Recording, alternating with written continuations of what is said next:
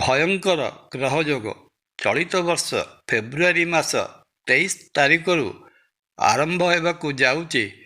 ଦ୍ୱାଦଶ ରାଶିଚକ୍ରର ଏକାଦଶ ରାଶି ତଥା ଶନି ମହାଗ୍ରହଙ୍କର ରାଶି କୁମ୍ଭ ରାଶିରେ ପ୍ରଚଣ୍ଡ ଓ ଭୟଙ୍କର ଏକ ମହାଜାଗତିକ ଗ୍ରହଯୋଗ ବଡ଼ ଅନିଷ୍ଟକର ଏବଂ ଖରାପ ଫଳ ପ୍ରଦାନ କରିବାକୁ ଯାଉଥିବା ଏହି ଗ୍ରହଯୋଗର ପ୍ରଭାବ ସମଗ୍ର ଦ୍ୱାଦଶ ରାଶିଚକ୍ରକୁ ପ୍ରଭାବିତ କରିବା ସହିତ କେତେଗୋଟି ରାଶି ଉପରେ ମଧ୍ୟ ଅତି ଖରାପ ପ୍ରଭାବ ପକାଇବ।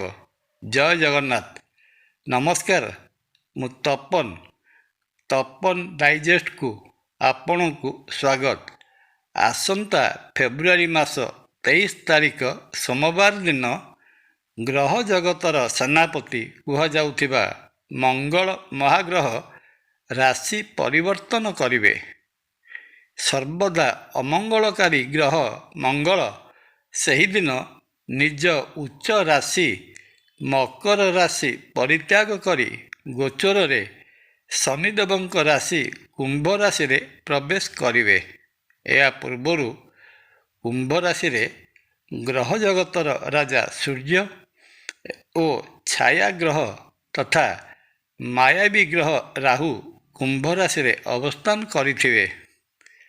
ମଙ୍ଗଳ ମହାଗ୍ରହ ହେଲେ ଅଗ୍ନିକାରକ ଗ୍ରହ ଏବଂ ରାହୁ ମହାଗ୍ରହ ହେଲେ ବାୟୁକାରକ ଗ୍ରହ। ଏହି ଉଭୟ ମହାଗ୍ରହଙ୍କର ମିଳନରେ ସୃଷ୍ଟି ହୁଏ ପ୍ରଚଣ୍ଡ ବିସ୍ଫୋଟ। ସମଗ୍ର ଦ୍ୱାଦଶ ରାଶିଚକ୍ର ଏହି ମହାଜାଗତିକ ବିସ୍ଫୋରଣରେ ପ୍ରଭାବିତ ହେବା ସହିତ ନିର୍ଦ୍ଦିଷ୍ଟ କେତେଗୋଟି ରାଶି ମଧ୍ୟ ବିଶେଷ ଭାବେ ପ୍ରଭାବିତ ହେବେ।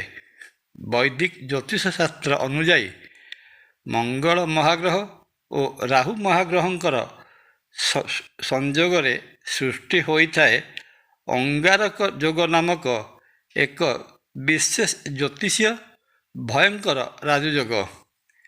ଏହି ଅଙ୍ଗାରକ ଯୋଗର ପ୍ରଭାବ ଫେବୃଆରୀ 23 ତାରିଖ ଠାରୁ 40 ଦିନ ପର୍ଯ୍ୟନ୍ତ ଭୋଗ ହେବ। ଆଗାମୀ ଅଧ୍ୟାୟରେ ଜାଣିବା ରାହୁ ମହାଗ୍ରହ ଏବଂ ମଙ୍ଗଳ ମହାଗ୍ରହଙ୍କର ସଂଯୋଗରେ ସୃଷ୍ଟି ହେଉଥିବା ଏହି ଅଙ୍ଗାରକ ଯୋଗ କ'ଣ?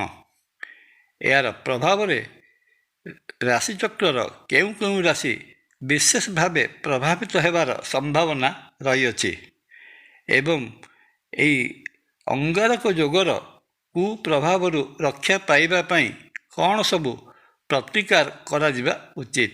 ଜୟ ଜଗନ୍ନାଥ। ନମସ୍କାର। ଭିଡ଼ିଓ ଭଲ ଲାଗିଲେ ଲାଇକ୍, କମେଣ୍ଟ ଓ ସେୟାର କରିବା ପାଇଁ ଅନୁରୋଧ। ନମସ୍କାର। ତପନ।